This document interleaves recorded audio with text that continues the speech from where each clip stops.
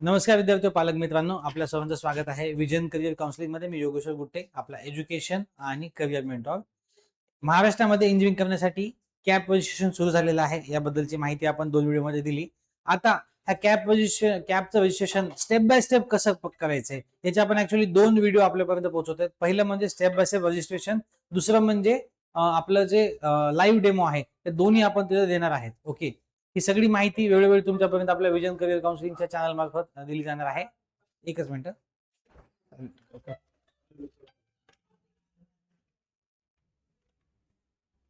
Okay, तर ही माहिती वेळोवेळी आपल्यापर्यंत ह्या चॅनल मार्फत दिली जाणार आहे. सध्या आपण बघणार आहेत स्टेप बाय स्टेप रजिस्ट्रेशन. जे काही विद्यार्थी घवन रजिस्ट्रेशन ट्राय करतात किंवा जे ऑनलाईन करणार आहेत त्यांनी ह्या स्टेप सगळ्या बघणं गरजेचं आहे, जेणेकरून फॉर्म भरताना त्यांची कुठली चूक होणे. माझी महाराष्ट्रात इंजिनिअरिंग करणाऱ्या सर्व विद्यार्थी पालकांना विनंती आहे, त्यांनी कुठे जरी फॉर्म भरत असेल, स्वतः भरत असेल, कन्सल्टंटकडे जाऊन भरत असतील, कुठल्याही केसमध्ये तुम्ही हा फॉर्म नेमका कसा भरायचा हे तुम्हाला माहिती पाहिजे, स्टेप तुम्हाला माहिती पाहिजे, जेणेकरून कन्सल्टंट कडनं किंवा कुठल्या कॅफेवाल्याकडनं किंवा तुमच्याकडनं चूक होणार नाहीये. ओके, आता आपण स्टेप बाय स्टेप बघूया हा फॉर्म कसा भरायचा आहे. त्याआधी ज्या विद्यार्थ्यांना विजन करिअर काउन्सिलिंगचे सर्व अपडेट्स मिळवायचे आहेत त्यांनी काय करायचंय, आपल्याशी कनेक्ट कसं व्हायचं, त्यांनी इथं आपला व्हॉट्सअपचा चॅनल आहे, हा QR कोड तुम्ही स्कॅन करू शकता आणि आपल्या सगळ्या व्हॉट्सअपच्या इंजिनचे अपडेट तुम्हाला ह्या चॅनल मार्फत भेटतील. ओके, मी थोडं स्क्रीनच्या बाजूला जातो.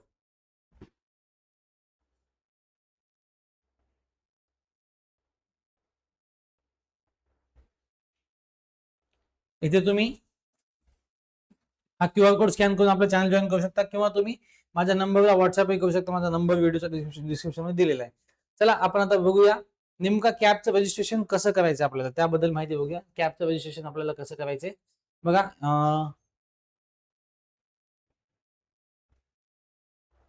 इथे आपण बघू शकतो की FE2026.MahaCET.org नावाचं पोर्टल आहे.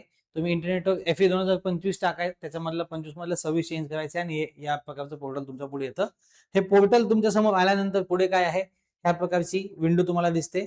इथे तुम्हाला न्यू रजिस्ट्रेशन, ज्यांनी पहिल्यांदा सीईटीचं कॅप रजिस्ट्रेशन करतात त्यांनी काय करायचंय, सगळ्यात पहिल्यांदा न्यू रजिस्ट्रेशनला क्लिक करायचंय. इथे क्लिक केल्यानंतर तुम्हाला तुमच्या सीईटीच्या फॉर्म भरलेलं पोर्टलवर पाठवण्यात येतं. इथे इथे तुम्हाला पाठवून द्यायचं. इथे तुम्हाला काय करायचंय, सगळ्यात पहिल्या स्टेप मध्ये जर तुम्ही सीईटीचा फॉर्म व्यवस्थित तुमच्या login ID, email ID, password मधनं टाकून भरला असेल, त्यात तुम्ही अपर आयडी तुमचा अपलोड केला असेल, त्यात काही करेक्शन नसतील, तर तुम्ही इथे तुम्ही जो सीईटीचा एक्झाम फॉर्म भरला होता त्या ईमेल आयडी आणि पासवर्ड इथे लॉग इन करू शकता आणि लॉग इन केल्यानंतर प्रोसीड करू शकता.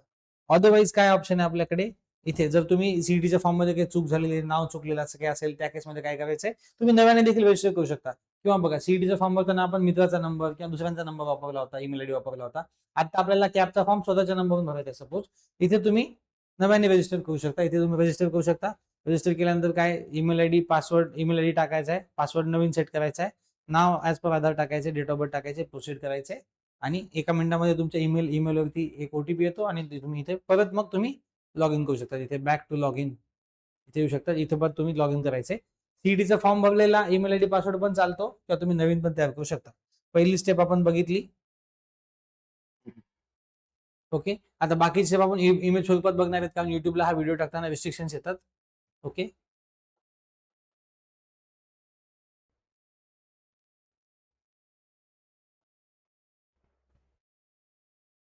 सॉरी. हा, इथे आपण बघितलं की आता हे पण आपण माहिती घेतलेली आहे. तिसरं बघूया, ज्यांना रजिस्टर करायचं हे पण आपण बघून झालेलं आहे. पुढे गेल्यानंतर email ID, password log in केल्यानंतर तुम्हाला या प्रकारचं पोर्टल इथे दिसतं. आता तुम्हाला काय करायचं बघा, इकडे मी येतो. या प्रकारच्या पोर्टलमध्ये तुम्हाला इथे बरंच काही दिसतंय बघा. तुम्ही जर सीईटी सेलच्याच आयडी, पासवर्डने लॉग इन केला असेल, सीईटीचा एक्झाम फॉर्म जे भरलाय त्यांनी लॉग इन केला असेल, तिथे तुमचं स्कोर कार्ड बघू शकता, ऍडमिट कार्ड बघू शकता, प्रोफाईल बघू शकता, बाकी सगळं बघू शकता. त्या केसमध्ये तुम्ही इथे कॅपला क्लिक करू शकता. कॅपला क्लिक करायचंय. त्यानंतर पुढे काय असणार आहे, त्यानंतर पुढे आपण बघूया. तुमच्या पुढे या प्रकारची स्क्रीन येते. इथे तुम्हाला 3 प्रकारचे कोर्स सध्या उपलब्ध आहेत, टेक्निकल, ऍग्रिकल्चर आणि हायर एज्युकेशन. आपल्याला काय करायचंय, टेक्निकल मध्ये जायचंय. तिथे सध्या आपल्याकडे इंजिनिअरिंगचे रजिस्ट्रेशन चालू झालेले आहे. जसं जसं वेगवेगळे रजिस्ट्रेशन चालू होतील, फार्मसी चालू होईल, वेगवेगळे चालू होईल, त्यात तुम्ही करू शकता. आता आपण इंजिनिअरिंग बद्दल बघतोय, आपण इथे बघूया. टेक्निकलला तुम्ही क्लिक करायचंय. टेक्निकलला क्लिक केल्यानंतर या प्रकारची विंडो तुमच्या पुढे येते. इथे बॅचलर ऑफ इंजिनिअरिंग, महाराष्ट्रामध्ये इंजिनिअरिंग करण्यासाठी आपल्याला बॅचलर ऑफ इंजिनिअरिंग इथे तुम्हाला क्लिक करायचं.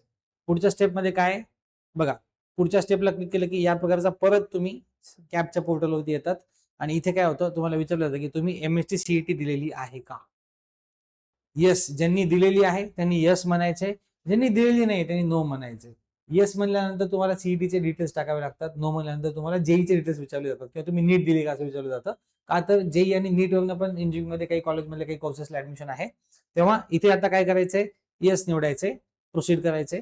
प्रोसीड केल्यानंतर पुढची स्टेप काय आहे बघा, येस म्हणलं यानंतर इथे काय तुम्हाला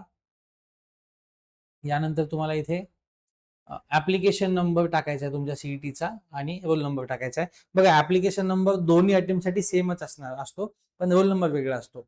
तर ज्या 2 सेशन पैकी एका सेशनमध्ये तुम्हाला जास्त मार्क पडलेले आहेत ते तुम्हाला इथे टाकायचे आहेत. त्यानंतर इथे डेट ऑफ बर्थ टाकायची ऍक्युरेट.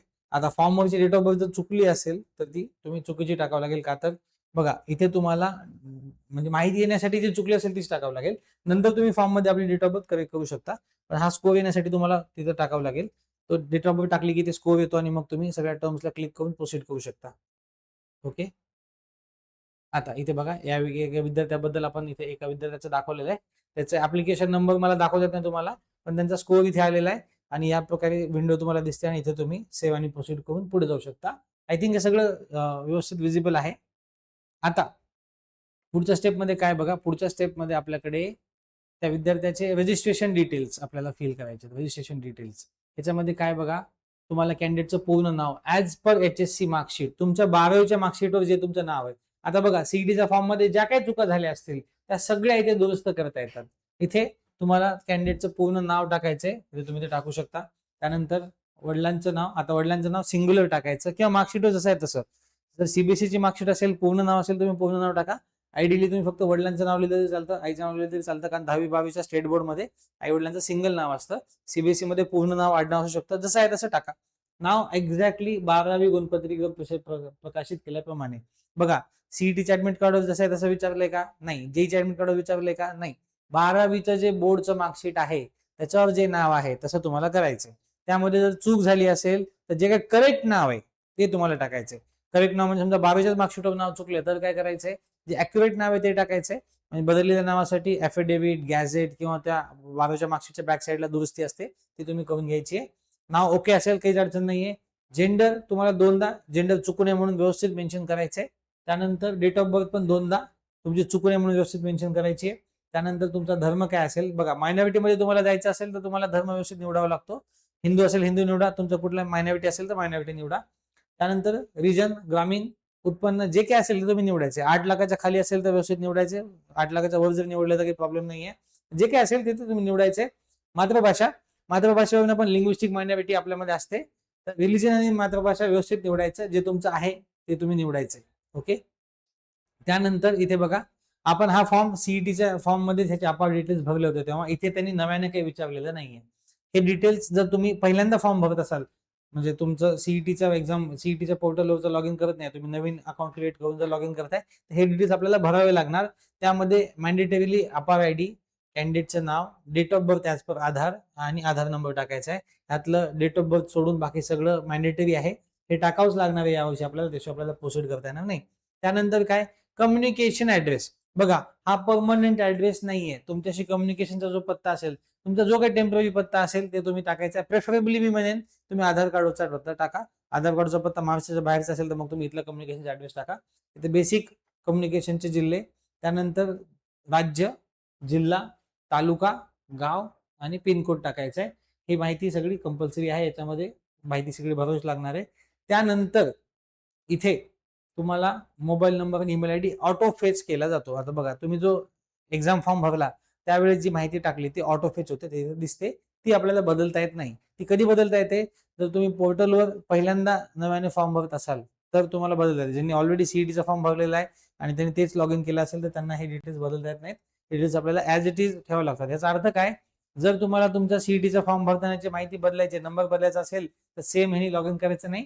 सगळ्यात पहिल्यांदा एक नवीन ईमेल आयडी वापरायचा, नवीन मोबाईल नंबरनी. सगळ्यात पहिल्यांदा पहिली स्टेप जी सांगितली तिथं तुम्ही आपल्याला सगळ्यात पहिल्यांदा ह्या पोर्टलवरती ईमेल आयडी पासवर्ड तयार करून घ्यायचा आणि नंतर लॉग इन करायचं. त्यानंतर तुम्हाला इथे कॅप्चा टाकायचा आहे, सेव्ह अँड प्रोसीड म्हणायचंय. Okay, sorry, save and proceed म्हणल्यानंतर काय, ओके, त्यानंतर तुम्हाला कॅप्चा टाकायचा, सेव्ह अँड प्रोसीड म्हणायचंय. त्यानंतर तुम्हाला तुमचा जो नंबर आहे त्या नंबरवरती या प्रकारे ओटीपी येतो. तो ओटीपी तुम्ही व्यवस्थित बघायचा आहे, टाकायचा आहे. ओटीपी टाकल्यानंतर काय बघा, ओटीपी टाकल्यानंतर पुढची स्टेप, त्यानंतर तुमची अशा प्रकारची विंडो तुमच्या पुढे येते, ज्यामध्ये तुमचा ऍप्लिकेशन नंबर जनरेट झालेला दिसतो. सगळ्यांनी ही महत्वाची स्टेप आहे. तुम्ही या विंडोचा स्क्रीनशॉट, प्रिंट, फोटो 2-3 ठिकाणी काढून घ्यायचा. ऍप्लिकेशन नंबर देखील तुम्ही नोट करून घ्यायचा आहे. जो काही ऍप्लिकेशन नंबर जिथे जनरेट होतो तो तुम्ही नोट करून घ्यायचा आहे. हा आपला आता याचा आपण म्हणू शकतो की आता कॅपच्या पोर्टलवरती आपली बेसिक म्हणजे नोंदणीला सुरुवात झाली. आपला ऍप्लिकेशन नंबर तयार झालेला आहे. ओके, इथे नंतर तुम्ही प्रोसीडला क्लिक करायचं. हा ह्याचं स्क्रीनशॉट घ्यायचा, प्रिंट घ्यायची, फोटो घ्यायचा आणि इथून पुढे आपण प्रोसीड करायची. याला नोंदणी पण करून ठेवायची, याचं जे काय असेल ते नाव व्यवस्थित, हा आकडा जो आहे हा व्यवस्थित नोट करून ठेवायचा आहे. ओके, त्यानंतर पहिली स्टेप, सॉरी मला वाटतं काहीतरी चूक होत आहे, नाही, ओके, त्यानंतर पुढची स्टेप आहे, आपण मागच्या व्हिडिओमध्ये बघितलं होतं. पुढची स्टेप आहे की नोंदणीचं सगळ्यात पहिल्यांदा तुम्हाला इथे व्हेरिफिकेशन तुम्हाला कसं करायचं, म्हणजे फॉर्म भरण्याच्या आधी त्यांनी विचारले तुम्हाला नेमकं व्हेरिफिकेशन कसं करायचंय आम्हाला सांगा, असं त्यांनी विचारलेलं आहे. बघा, 2 मोड आहेत, फिजिकल मोड आणि ई स्क्रुटिनी मोड. फिजिकल मोड मध्ये तुम्ही गेलात की तुम्हाला फिजिकल व्हेरिफिकेशन साठी एफसी सेंटरची यादी येते. त्या यादीमधून तुम्हाला जिल्हा निवडायचा असतो आणि मग स्लॉट बुक करायचा असतो. ई व्हेरिफिकेशन मध्ये तुम्हाला फक्त ओटीपी टाकून करायचं असतं. माझं सगळ्यांना ऍडवाइस आहे, जे गावाला गेले, जे फिजिकली व्हेरीफाय करू शकत नाहीत, त्यांनीच फक्त दुसरा ऑप्शन निवडायचा आहे. बाकी सगळ्यांनी पहिला ऑप्शन निवडायचा फिजिकल स्क्रुटिनीचा. तो निवडल्यानंतर पुढे काय होतं, आपल्याला एससी सेंटर निवडावं लागतं. आपण बघूया कशा प्रकारे. इथे बघा, अशा प्रकारे तुम्हाला स्लॉट बुकिंगचं तुम्हाला विंडो दिसते, स्लॉट बुकिंगची विंडो दिसते. मला 1 सेकंद द्या.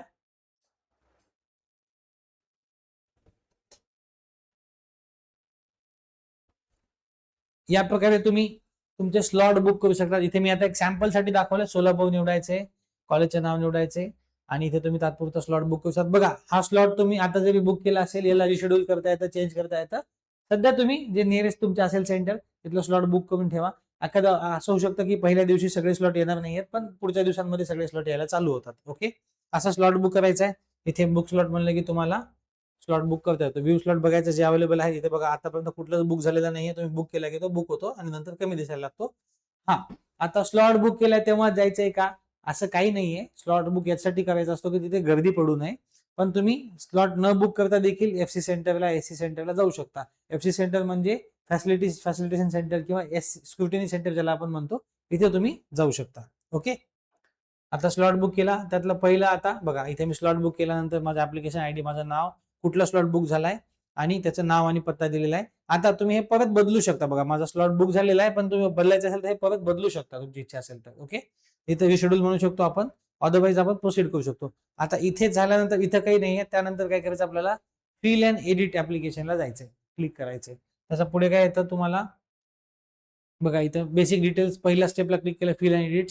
त्यामध्ये सगळ्यात पहिली स्टेप आहे कॅन्डिडेटचे टाईप डिटेल्स. कॅन्डिडेटचे टाईप सगळ्यात पहिल्यांदा बघा, तुम्हाला इथे बऱ्याच प्रकारच्या स्टेप दिसतात. आपण एकदा पुढे बघूयात की ह्या स्टेप्स कशा आहेत. बघा, बघा पुढे की तुम्ही गेलात की सगळ्यात पहिल्यांदा तिथं क्लिक केल्यानंतर तुम्हाला या प्रकारचा इंटरफेस दिसतो की बघा, आपलं फक्त रजिस्ट्रेशन फिल झालेलं आहे आणि बाकी सगळ्या स्टेप्स आपल्या बाकी आहेत. आता आपल्याला ह्या स्टेप एक एक करून कंप्लीट करायच्या आहेत. ओके, कशा करायच्यात, 10 स्टेप आहेत. अगदी खूप कमी वेळ लागतो, फक्त माहितीपूर्वक म्हणजे लक्ष देऊन आपल्याला ही माहिती भरावी लागते. सध्या आपण काय केलं, बेसिक माहिती भरली सगळी. ओके, त्यानंतर आता बाकीच्या स्टेप्स, कॅन्डिडेटचे टाईप, कॅन्डिडेट कुठल्या टाईपचं आहे ते आपण बघणार आहेत. त्याचे काय काय क्रायटेरिया ते आपण बघूयात. ओके, इथे बघा कॅन्डिडेटचे टाईप, सगळ्यात पहिलं मेजॉरिटी कॅन्डिडेट टाईप मध्ये येतात. त्या म्हणजे candidates passing SSC and also HSC or diploma in engineering from a recognized institute in Maharashtra, a candidate who is either domicile of Maharashtra or born in Maharashtra. Majority कॅन्डिडेटच्या मध्ये येतात. तर तुम्ही तुमचा टाईप बघायचा आहे. तुम्ही जर पहिल्या टाईप मध्ये येत नसाल तर तुम्ही बी टाईप मध्ये येतात, बी टाईप मध्ये नसाल सी टाईप मध्ये येतात, सी टाईप मध्ये नसाल डी टाईप मध्ये येतात, ते नसाल ई टाईप मध्ये येतात. ह्याच्यावर जास्त लक्ष द्यायचं नाहीये. तुमची 10वी 12वी महाराष्ट्रात झाली असेल तर टाईप ए. अदरवाईज तुमची 10वी 12वी महाराष्ट्रात झाली महाराष्ट्राच्या बाहेर झाली, पण तुमचे आई वडील किंवा तुम्ही इथले डोमसाईल आहात किंवा जन्म इथला झाला असेल, तुम्ही इथं टाईप बी निवडायचे. ह्याच्या पलीकडे जास्त काही लागत नाही. ओके, बाकी गव्हर्नमेंटच्या एम्प्लॉई साठी वगैरे वगैरे आहे. MKB असेल तर थोडं वेगळे, जे महाराष्ट्राचेच नाही आहेत त्यांना फक्त OMS क्रायटेरिया आहे. पण जनरली विद्यार्थी टाईप ए किंवा टाईप बी मधनं जातात. टाईप ए टाईप बी वरनं फार काही मिस्टेक होत नाही. पण काय असतं बघा, जर तुम्ही टाईप ए मध्ये असाल तर तुमची होम युनिव्हर्सिटी तुमच्या 12वीच्या कॉलेजवर डिसाईड होते. जर तुम्ही टाईप बी मध्ये गेलात तर तुमची होम युनिव्हर्सिटी तुमच्या रेसिडेन्शियल ऍड्रेसवर ना, तुमचं डोमासाईल कुठला आहे त्यातनं डिसाईड होते. तेव्हा इथे चूक करायची नाहीये. सगळ्यांनी मेजॉरिटी विद्यार्थी ज्यांचं 10वी-12वी महाराष्ट्रात झाले, त्यांचं डोमासाईल महाराष्ट्रातला आहे, त्यांनी टाईप ए निवडायचे आणि प्रोसीड करायचे. ओके, हे आता मी स्टेप दाखवल्या. पहिली स्टेप आपली झालेली. आता पुढची बघूया. Fill home university and category detail. इथे बघा, हा जो दुसरा टप्पा आहे तो आपण बघतोय. यामध्ये काय करायचंय बघा, तुम्ही तुमचं आता होम युनिव्हर्सिटी डिसाईड करण्यासाठी तुम्ही काय करतायत ते तुम्हाला सांगायचं. काय ती माहिती सांगायची. तुमचं डोमासाईल कुठलंय, तुम्ही आधी ते विचारतायत की तुम्ही कुठलं डॉक्युमेंट देणार आहेत. आपण टाईप ए निवडलं होतं. टाईप ए साठी डॉक्युमेंट कुठलं देतात, इथे 2-3 डॉक्युमेंट आपल्याकडे असतात. ट्रान्सफर सर्टिफिकेट, बर्थ सर्टिफिकेट किंवा डोमासाईल सर्टिफिकेट. इथे आपण डोमासाईल निवडले. त्यानंतर 10वीचा जिल्हा निवडायचा आहे, 12वीचा जिल्हा निवडायचा आहे आणि 12वीचा तालुका देखील निवडायचा आहे. त्यानंतर तुमची होम युनिव्हर्सिटी डिसाईड होते. बघा, ह्या माहितीच्या आधारे तुमची होम युनिव्हर्सिटी डिसाईड झाली. टाईप ए ची. टाईप बी ची फक्त त्यांच्या डोमासाईल कुठलं त्याच्यावर डिसाईड होते. ओके, टाईप ए टाईप बी मध्ये जास्त वेळ घालवायचा नाही. ज्यांचं सगळं महाराष्ट्रात झालंय त्यांनी ए, ज्यांचं नाहीये महाराष्ट्राच्या बाहेरचे आहेत पण त्यांचं आई वडिलांचं त्यांचा जन्म किंवा डोमासाईल महाराष्ट्राचा आहे, आणि टाईप बी. त्यानंतर कॅटेगरी डिटेल्स, हा महत्वाचा टप्पा आहे. बघा, इथे सगळ्यात पहिल्यांदा तुम्हाला कॅटेगरी निवडायची जी काय असेल ती. इथे ओपन, ओबीसी, SC ST सगळ्या ड्रॉपडाऊन येतं, ते व्यवस्थित निवडायचे. EWS याच्यामध्ये येत नाही. तुम्ही ओपन जर निवडलं तर इथे तुम्हाला खाली विचारलं जातं, do you want to apply for EWS. तुमचं EWS मध्ये आहे का, तुमच्याकडे इकॉनॉमिकली वीकर सेक्शन आहे का. ओपन वाल्या मुलांना हा प्रश्न येतो, अदरवाईज येत नाही. रिझर्व्ह कॅटेगरीच्या विद्यार्थ्यांना वेगळं येतं. असेल तर इथं येस म्हणायचे, कॅटेगरीचं नाव लिहायचे. EWS सर्टिफिकेट असेल तर येस म्हणायचे, नसेल तर नो म्हणायचे. अप्लाइड केलं असेल तर पावती, त्याची पावती असेल आपल्याकडे, पावती डिटेल्स आपल्याला टाकायचे आणि तुम्ही प्रोसीड करू शकता. हे झालं ओपनच्या विद्यार्थ्यांसाठी. ओके, आता आपण बघूया रिझर्व्ह कॅटेगरीच्या विद्यार्थ्यांना काय बघा, किंवा मायनॉरिटीच्या विद्यार्थ्यांना. आपण रिझर्व्ह कॅटेगरीचं पण बघणार आहेत. आपण रिझर्व्हच्या विद्यार्थ्यांना सेम आहे, तुमचे कॅटेगरीचे डिटेल्स टाकायचे. तुमचं कास्ट सर्टिफिकेट आहे का, व्हॅलिडिटी आहे का, नॉन क्रिमिनल आहे का, किंवा त्याच्या पावत्या, ती माहिती द्यायची आणि तुम्ही प्रोसीड करू शकता. पुढचं आहे मायनॉरिटी डिटेल्स.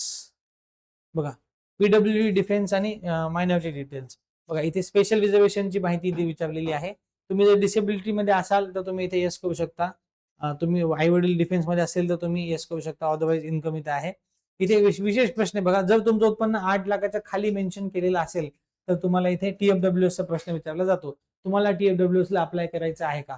ज्यांच्या पालकांचं वार्षिक उत्पन्न 8 लाखाच्या कमी आहे अशा सर्व विद्यार्थ्यांनी इथे येस म्हणायचे, अदरवाईज नो म्हणायचे. ज्यांचं नाहीये त्यांनी नो म्हणायचे.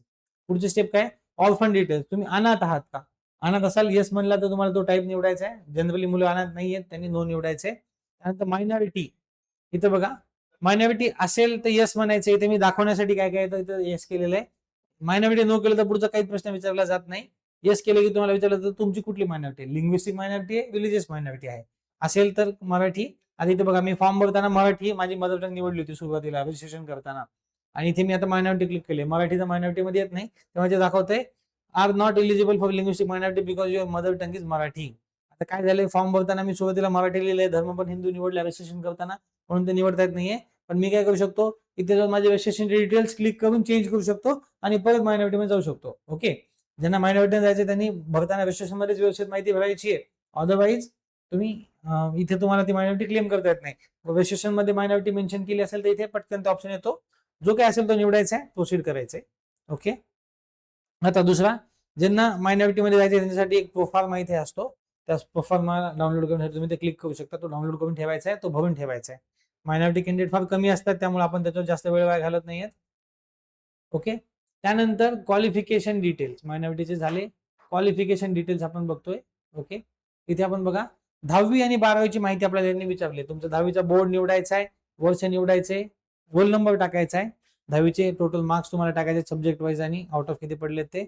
सोबतच तुम्हाला 12वीची माहिती पण निवडायची. 12वी मध्ये काय, तुमची 12वी नेमकी कधी झाली आहे, कुठून झाली आहे, 12वीचा बोर्ड काय होता, वर्ष काय होतं, रोल नंबर काय होता, 12वीच्या मार्कशीटवरचं नाव. बघा, तुमची जर स्टेट बोर्ड बंद झाली असेल तर ऍज पर 12वीच्या मार्कशीट जर तुम्ही नाव लिहिलं तर तुम्हाला काय होतं, तुमचे डाटा आपोआप फेच केला जातो जर तुमचं 26-25 मध्ये झालं असेल तर. अदरवाईज तुम्हाला सगळे डिटेल्स मॅन्युअली भरावे लागतात. ज्यांचं महाराष्ट्र स्टेट बोर्ड मध्ये झाले त्यांच्यासाठी सुविधा आहे. बाकीच्या विद्यार्थ्यांनी इथे जर बोर्ड तुम्ही सीबीएसई वगैरे निवडला तर तुम्हाला सगळी माहिती मॅन्युअली टाकावी लागते. ही माहिती काळजीपूर्वक टाकायची, कारण या माहितीवरनं तुमची एलिजिबिलिटी चेक केली जाते. फिजिक्सला किती मार्क्स आहेत, मॅथ्सला किती मार्क्स आहेत, केमिस्ट्रीला किती मार्क्स आहेत, ज्यांचं इंग्लिशला किती मार्क्स आहेत, टोटल किती मार्क्स आहेत, आणि ज्यांचं बायफोकल मध्ये काही सब्जेक्ट आहे तो सब्जेक्ट तुमचा इथे लिस्टेड असेल तर तुम्ही इथे क्लिक करून एक ड्रॉपडाऊनची लिस्ट येते, त्यातनं निवडायचा तुमचा जो 12वीचा ऍडिशनल सब्जेक्ट आहे. फॉर एक्झाम्पल इलेक्ट्रॉनिक्स आहे, कम्प्युटर सायन्स आहे, बायोटेक्नॉलॉजी आहे, जिओग्राफी आहे, जे काही तुमचा ऍडिशनल सब्जेक्ट असेल तो ते लिस्टमध्ये जर असेल तो तिथं निवडायचा, नसेल तर ही फील्ड ब्लँक ठेवायची. ही फील्ड कंपल्सरी नाहीये. Physics, chemistry, maths, English compulsory आहे. सब्जेक्ट असेल तर नक्की निवडा, नसेल तर निवडायची गरज नाहीये. ज्यांनी ऍडिशनल म्हणजे ज्यांनी काय केले, 12वी आधी बायो सब्जेक्ट मध्ये झाली होती पण ऍडिशनल मॅथ्स त्यांनी क्लिअर केलंय चालू वर्षी किंवा मागच्या वर्षी किंवा नंतर कधी क्लिअर केले, त्यांनी काय करायचं, टोटल करताना 700 पैकी टोटल लिहायची. काय तुमची जी काही दोन्ही मार्क्सची जी टोटल आहे त्यातनं लिहायची. म्हणजे समजा आधी आपले पीसीबीचे म्हणजे इथं काय होणार, फिजिक्स, केमिस्ट्री, इथे बायोलॉजी पण तुम्हाला टाकता येतं, इंग्लिश आणि मॅथचे मार्क्स तुमचे पुढच्या मार्कशीटवरचे वेगळ्या आयसोलेटेड मार्कशीटवरचे असतील तर ते टाकायचे. टोटल लिहिताना अगदी जे काही दोन्ही मार्क्सची जी टोटल आहे त्या टोटल पैकी किती मार्क्स आले तुम्हाला मेन्शन करायचं आहे. ओके, सोपं आहे हे. त्यानंतर जेईचे डिटेल्स महत्वाचे. बघा इथे चूक करायची नाहीये. इथे काय होतं बघा, खूप विद्यार्थी काय करतात, जेईला कमी मार्क्स आहेत म्हणून मार्क्स टाकत नाहीत, पण असं करायचं नाहीये. सगळ्यांना विनंती आहे, मार्क्स कमी असू द्या जास्त असू द्या, मी ऑलरेडी याच्याबद्दल व्हिडिओ टाकलेले आहेत. इंजिनिअरिंग कॉलेजमध्ये 15% जागा जेई वरनं भरल्या जातात, ज्याच्यामध्ये कट ऑफ मध्ये भरपूर डिफरन्स असतो. त्यामुळे सगळ्यांनी जेईचे मार्क्स टाकायचे. जेईचे मार्क्स टाकण्यासाठी इथं काय दिलेले आहेत, 2 स्टेप दिलेले आहेत. Click here to view steps to fetch your JEE score from in DigiLocker, किंवा click here to view steps to fetch your JEE Main score from DigiLocker. इथे मार्कशीट आहेच आपली, येस म्हणायचे. ही स्टेप ऍक्च्युअली डेमो मध्ये complete झालेली नाहीये, पण ते तुम्हाला कंप्लीट करायची. कशी असणार आहे ते आपण बघूया पुढे, कशी नेमकी डिटेल मध्ये बघूया कशी असणार आहे. पुढे तुम्हाला या प्रकारचा इंटरफेस येतो. इथे तुम्हाला डिजिलॉकरचं लॉग इन करायचं, त्यासाठी तुम्ही इथे व्हेरिफिकेशन स्टार्ट करू शकता. व्हेरिफिकेशन स्टार्ट म्हणल्यानंतर तुम्हाला तुमचा आधारचा नंबर टाकायचा आहे. आधारचा नंबर टाकला की तुम्हाला ओटीपी येतो. ओटीपी आला की पुढे तुम्हाला तुमची जेईची मार्कशीट फेच केली जाईल. आता हा एक माझ्याकडे डेमो नाहीये, पण तुम्हाला हे करता येईल, हे सगळ्यांनी करायचंय. ओटीपी टाकला की तुम्हाला जेईची मार्कशीट येईल पुढे. तो इथं मला दाखवता येणार कसं ते मी लाईव्ह मध्ये दाखवतो. आता जेईचे डिटेल्स टाकले, पुढचं म्हणजे आता फोटोग्राफ अपलोड करून घ्यायचा आहे. तुम्ही तुमच्या इथं 2 ऑप्शन येतात, फोटो आणि साईन. तुम्ही फोटो निवडायचा आहे. आता हे मी सीडीसीएल वरच्या वेबसाईटवरचा जो मुलीचा फोटो आहे तोच मी निवडलेला आहे, आणि तुम्ही इथे साईन करू शकता, तुमचे अपलोड करू शकता साईन. 2 गोष्टी अपलोड केल्या. आता ऑलमोस्ट 7-8 स्टेप आपल्या 6-8 स्टेप झालेल्या आहेत, 2 स्टेप राहिल्यात. त्या म्हणजे आता रिक्वायर्ड डॉक्युमेंट. डॉक्युमेंटच्या 2 प्रकारे मी तुम्हाला दाखवतोय. ओपन कॅटेगरीसाठी काय, हे डॉक्युमेंट अशा प्रकारे असतात. एक एक करून इमेज 500 केबीच्या किंवा पीडीएफ 500 केबीच्या आपण अपलोड करू शकतो. सोपं असतं की इमेज अपलोड करून टाका. इमेज मिळवणं, एकमेकांना पाठवणं पण सोपं आहे. इमेज तुम्ही अपलोड करायची आहे, नॅशनॅलिटी अपलोड करायची, डोमेसाईल अपलोड करायचे, इन्कम, 10वीचे मार्कशीट, 12वीचे मार्कशीट, सीईटी प्लस जेईचे स्कोर कार्ड इथे दिसत नाहीये, पण ते तुम्ही जेईचे मार्क्स टाकले की इथे येतं. आता ह्या फॉर्म मध्ये मी जेईचे मार्क्स भरले नव्हते म्हणून ते आलं नाही. अपार आयडी, नवीन आयडी, नवीन सीईटी एक्झाम फॉर्म वाला आयडी नसेल, अपार आयडी लॉगिन मध्ये नसेल, हे तुम्ही अपार आयडी अपलोड करू शकता जो तुमच्याकडे प्रिंट केलेला आहे. अदरवाईज इथे क्लिक केल्याच्या नंतर तुमचा अपार आयडी जर फॉर्म मध्ये असेल तर तो ऑटो फेच केला जातो. ओके, हे झाले ओपनचे डॉक्युमेंट्स. पुढचं बघूया आपण कॅटेगरीचे डॉक्युमेंट्स. कॅटेगरीला मी ऑलरेडी मागच्या व्हिडिओमध्ये मेन्शन केलेलं आहे. कॅटेगरीसाठी काही एक्स्ट्रा नाहीये, फक्त 3 डॉक्युमेंट एक्स्ट्रा आहेत. Caste certificate, validity, non criminal. SC ला नॉन क्रिमिनल लागत नाही. बाकीचे document as it is upload करायचे, अपार आयडी फेच करायचा. व्हॅलिडिटीचा इंटरफेस तुम्हाला दाखवला मी. व्हॅलिडिटीला कसं असतं ते ऑलरेडी मागच्या व्हिडिओमध्ये आपण बघितलेले, व्हॅलिडिटी अपलोड करताना कशी फेच करायची ते. डॉक्युमेंट अपलोड केल्यानंतर अशा प्रकारचा इंटरफेस तुम्हाला दिसतो. तुमचे डॉक्युमेंट अपलोड झाल्यानंतर त्यानंतर तुम्ही इथे सेव्ह आणि प्रोसीड करू शकता. सगळे डॉक्युमेंट व्यवस्थित अपलोड केल्यानंतर बघू शकता. एखादं डॉक्युमेंट आता इथे मी कसं थोडंसं सॅम्पल म्हणून दाखवलंय. डॉक्युमेंट कुठला काय बघायचं असेल तर तुम्ही क्लिक करून डॉक्युमेंटला झूम करून पण बघू शकता. ओके, व्हॅलिडिटीसाठी बघा. व्हॅलिडिटी फेच करताना इथे काय प्रोसिजर आहे, तुम्हाला सगळ्यात पहिल्यांदा तुमची व्हॅलिडिटी डिजिटल फेच करून घ्यायची आहे. त्यासाठी तुम्हाला व्हॅलिडिटीचा जो ईडी नंबर असतो, व्हॅलिडिटीचा इथे वरती ईडी नंबर असतो, तो तुम्हाला टाकायचा. तुमचा व्हॅलिडिटीचा तालुका जिल्हा, राज्य, जिल्हा निवडायचा आहे. त्यानंतर तुम्हाला तो ईडी नंबर टाकायचा, डॉक्युमेंट फेच करायचा आहे. फेच केल्यानंतर डॉक्युमेंट अशा प्रकारचा येतो. आता बघा ना, इथे ऑलरेडी एका विद्यार्थ्याचा डॉक्युमेंट आलेला आहे. तुमचं नाव एक्झॅक्टली सेम असेल तर येतं की तुमचं नाव 100% मॅचिंग आहे, अदरवाईज 50% मॅचिंग किंवा मिसमॅच असं पण म्हणू शकतं. जे काय असेल ते बघायचे, फेच करायचे. इथे काय तुमची व्हॅलिडिटी जर 2020च्या नंतर ऑनलाईन आलेली असेल तर इथे तुम्ही हे डॉक्युमेंट फेच करायचं आहे. जर व्हॅलिडिटी त्याच्या आधी आलेली आहे किंवा ऍक्च्युली ऑनलाईन फेच होत नाहीये, त्या केसमध्ये तुम्ही माझी व्हॅलिडिटी 2020च्या आधी आली असं ऑप्शन निवडून व्हॅलिडिटी आपण अपलोड करू शकतो. ओके, व्हॅलिडिटीचं एवढं काही नाहीये, लॉग इन मध्ये तुम्हाला कळून जाईल हे. या प्रकारे कॅटेगरीच्या मुलांचे सगळे डॉक्युमेंट तुम्हाला दिसतात, सगळे डॉक्युमेंट अपलोड केलेले आहेत. यामध्ये एक डॉक्युमेंट मला तुम्हाला दिसत नाहीये, जो तुम्हाला अपलोड करायचा आहे सगळ्यांना, जो सीईटीची मार्कशीट प्लस जेईची मार्कशीट वेगवेगळ्या असणार आहे. आता या फॉर्म मध्ये ऍक्च्युली जेईचे मार्क्स मला फेच करता आले नाहीत म्हणून मी ते दिसत नाहीये, पण तुम्ही सगळ्यांनी आपले जेईचे मार्क्स टाकायचे आहेत. ओके, पुढची स्टेप आणि ऑलमोस्ट स्टेप बघा. आता फॉर्म मध्ये तुम्ही एक्झाम फॉर्मला पेमेंट केलेलं होतं, तेव्हा इथे ज्यांनी सीईटी दिली, ज्यांनी एमएसटी सीईटी एक्झाम दिलेली आहे त्या विद्यार्थ्यांना फॉर्मचं पेमेंट करायचं नाहीये. त्यांना काय करायचं, फक्त इथे येतं MSCET application fees 1000, online application fees paid 0 nil. तुम्ही काय एक्झाम फीस दिलेली आहे सीईटीची म्हणून तुम्हाला ह्या काउन्सिलिंगच्या रजिस्ट्रेशनला फीस लागत नाही. पण जे विद्यार्थी जेई देऊन फक्त जेईचं रजिस्ट्रेशन करतायत त्यांना ही फीस भरावी लागते. किंवा तुम्ही सीईटीचा फॉर्म भरताना जर कॅटेगरी टाकली होती पण आता जर तुम्ही ओपन मधनं फॉर्म भरला तर ऍक्च्युली ही फीस 1300 रुपये आहे, तर त्या केसमध्ये तुम्हाला 300 रुपयाचा डिफरन्स इथे पे करावा लागतो. अदरवाईज तुम्ही जसं आहे तसं प्रोसीड करू शकता. इथे काहीच नाही, फक्त सेव्ह अँड प्रोसीड म्हणायचे, पेमेंट करायचं नाहीये. जर तुमची कॅटेगरी सीईटीच्या फॉर्म मध्ये भरलेली आताची सेम असेल तर तुम्हाला एक्स्ट्रा चार्जेस लागणार नाहीयेत. पण तुम्ही जर आधी सीईटीचा फॉर्म रिझर्व्ह मधनं भरला होता पण आता जर ओपन मध्ये गेला तर 300 रुपये डिफरन्स तुम्हाला भरावा लागू शकतो. ओके, त्यानंतर शेवटचं तुमच्या फॉर्मचं प्रिव्ह्यू. सगळ्यात शेवटी तुमच्या फॉर्मचं प्रिव्ह्यू तुम्हाला दिसतंय ऍप्लिकेशन भरलेलं. इथं बघा, आता हे सगळ्या स्टेप पूर्ण झालेल्या आहेत. इथे तुम्हाला प्रिंट ऍप्लिकेशन फॉर्म नावाचं टॅब आहे, त्याच्यावरती ही अशी तुमची प्रिंट येते. त्याच्यावर तुमचं नाव आणि सगळी माहिती येते. ही सगळी माहिती व्यवस्थित बघायची. ह्या माहितीमध्ये अत्यंत महत्वाची माहिती नाव, जेंडर, कॅटेगरी तर आहेच. बघा तुम्ही कॅटेगरी काय फिल केलेली आहे आणि तुमची कॅटेगरी फॉर ऍडमिशन काय आहे, हा भाग खूप महत्वाचा आहे. काही जण काय करतात, कॅटेगरीला कॅटेगरी फिल करतात पण कॅटेगरीचे सपोर्टिंग डॉक्युमेंट्स व्यवस्थित देत नाही, तेव्हा त्यांची कॅटेगरी चेंज होते ऍडमिशनसाठी. तेव्हा हे 2 कॅटेगरी व्यवस्थित आहेत का नाही बघायला पाहिजे. ओपनच्या विद्यार्थ्यांनी ईडब्ल्यूएस ला अप्लाय केले का नाही, येस ऑर नो हे चेक केलं पाहिजे. बाकी सगळं काय चेक करायचंय ते वेळोवेळी आपण वेगवेगळ्या व्हिडिओ मार्फत बघत जाऊ. हा फॉर्म तुम्हाला व्यवस्थित बघायचा आहे. तुमची फीस डिटेल्स, तुमच्या 10वीच्या तुमच्या अपर आयडीचे डिटेल्स, कॅन्डिडेटचं नाव सगळं व्यवस्थित आहे का, 10वी-12वीचे मार्क्स बरोबर आहेत का, त्यानंतर तुमचा सीईटीचा ऍप्लिकेशन नंबर, सीईटीचा स्कोर व्यवस्थित आहे का, तुम्ही जेई दिलेली आहे का. बघा या फॉर्म मध्ये काय झाले, जेईची माहिती मला टाकता आली नाही, पण इथे तुम्ही जेईचं यस आलं पाहिजे. बघा सगळ्यांचं यस आलं पाहिजे. आणि बायो सीईटी दिली असेल तर बायोचे पण डिटेल्स तुम्ही टाकू शकता. त्यानंतर इथे तुम्हाला तुमचे अपलोड केलेले डॉक्युमेंटची यादी दिसते, ती यादी बघायची आहे आणि तुम्हाला ह्या फॉर्मची प्रिंट काढून घ्यायची आहे. प्रिंट कशी काढायची हे देखील मी दाखवतो आहे. बघा या प्रकारची प्रिंट, इथे तुम्ही खाली प्रिंट क्लिक केलं की या प्रकारचा विंडो येते. त्या विंडोला सेव्ह एज पीडीएफ म्हणायचं, प्रिंटर अटॅच असेल तर प्रिंट करून घ्यायचं आणि या प्रकारे तुम्हाला तुमचा इंजिनिअरिंगचा ऍप्लिकेशन फॉर्म भरायचा आहे. बघा स्टेप बाय स्टेप सगळं काही डिटेल एक्सप्लेन केलेलं आहे. तरी देखील जर तुम्हाला काही प्रश्न असेल तर तुम्ही आम्हाला विचारू शकता. पण आता इथून पुढे काय, बाकीची जी माहिती आहे ती घेण्यासाठी काय करायचंय, तुम्हाला आपल्या चॅनलवरती कनेक्टेड राहायचं जेणेकरून कुठलीच अपडेट तुमच्याकडनं मिस होणार नाहीये. एक सेकंड, हा आपला चॅनल आहे, हा आपला चॅनल आहे. मी परत थोडं झूम करून दाखवतोय. ज्या विद्यार्थ्यांना इंजिनिअरिंग काउन्सिलिंग बद्दल पूर्ण अपडेट हवे आहे त्या सर्वांनी न चुकता हा चॅनल सबस्क्राईब करून ठेवायचा आहे. व्हॉट्सअप चॅनल आहे, वेळोवेळी याच्याबद्दल सगळ्या महत्वाच्या अपडेट्स, त्यांची माहिती, त्यांची पीडीएफ, त्यांचे इमेज, त्याबद्दलचा व्हॉइस मेसेज सगळं काही तुम्हाला या व्हॉट्सअप ग्रुपवरती, हा व्हॉट्सअप चॅनल आहे ऍक्च्युली, या चॅनलवरती मिळत जाईल. ओके, मी 2 मिनिटाचा काही सेकंदाचा वेळ देतो स्क्रीनशॉट काढून घेण्यासाठी. सगळ्यांनी हा स्क्रीनशॉट काढून, ज्यांनी पेड काउन्सिलिंग केली असेल, नाही केली असेल, सगळ्यांनी, हा पब्लिक चॅनल आहे, त्याच्यावर सगळी महत्वाची माहिती येणार आहे, तर सगळ्यांनी हा चॅनल जॉईन करून ठेवायचा आहे. त्याचा स्क्रीनशॉट साठी मी तुम्हाला थोडासा वेळ देतोय.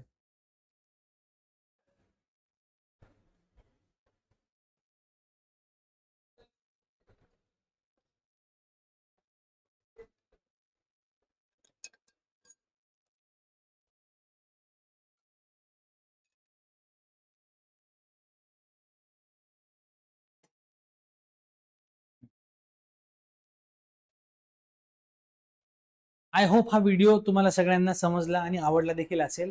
जे कोणी विद्यार्थी स्वतः फॉर्म भरतायत, घरून फॉर्म भरतायत, त्यांनी हा व्हिडिओ बघायचा आहे आणि हा व्हिडिओ जास्तीत जास्त विद्यार्थ्यांनी पालकांपर्यंत शेअर करायचा आहे. याबद्दल तुम्हाला काही डाऊट्स असतील, क्वेरी असतील, माझे नंबर्स डिस्क्रिप्शन मध्ये दिलेले आहेत, सगळीकडे आपण उपलब्ध आहेत. तुम्ही त्या नंबरला प्रेफरेबली कॉल किंवा व्हॉट्सअप मेसेज करू शकता. कॉलसाठी आम्हाला खूप जास्त कॉल्स येण्यामुळे आपण IVR सिस्टम लावलेला आहे. पालकांनी थोडंसं पेशन्स ठेवायचं आहे. IVR वरती जरी तुमचा कॉल उचलला नाही गेला तर आम्ही तुम्हाला कॉल बॅक करतो आणि तुमची क्वेरी किंवा डाऊट आम्ही सॉल्व्ह करून देतो. ओके, ही झाली इंजिनिअरिंगचा ऍडमिशनचा फॉर्म, कॅबचा registration form. Step by step कसा भरायचा याबद्दलची माहिती पुढच्या व्हिडिओमध्ये मी एक लाईव्ह फॉर्म तुम्हाला भरून दाखवेल, जेणेकरून तुम्हाला एक्झॅक्ट कळेल की फॉर्म कसा भरायचा आहे. तो व्हिडिओ आपल्याला युट्यूबला टाकता येणार नाही, तो व्हिडिओ आपण दुसऱ्या प्लॅटफॉर्मवरती टाकू. त्याची लिंक तुम्हाला या चॅनलवरती मिळणार आहे. तर सगळ्यांनी न चुकता या चॅनलला जॉईन करायचं, सबस्क्राईब करायचं आहे. आपलं YouTube channel, WhatsApp channel, Telegram channel सगळीकडे तुम्ही जॉईन करायचं आहे. ही झाली इंजिनिअरिंग कॅब रजिस्ट्रेशन कसं करायचं याबद्दलची माहिती. लवकरच पुढच्या व्हिडिओमध्ये भेटू. तोपर्यंत पाहत राहा विजन करिअर काउन्सिलिंग. थँक्यू.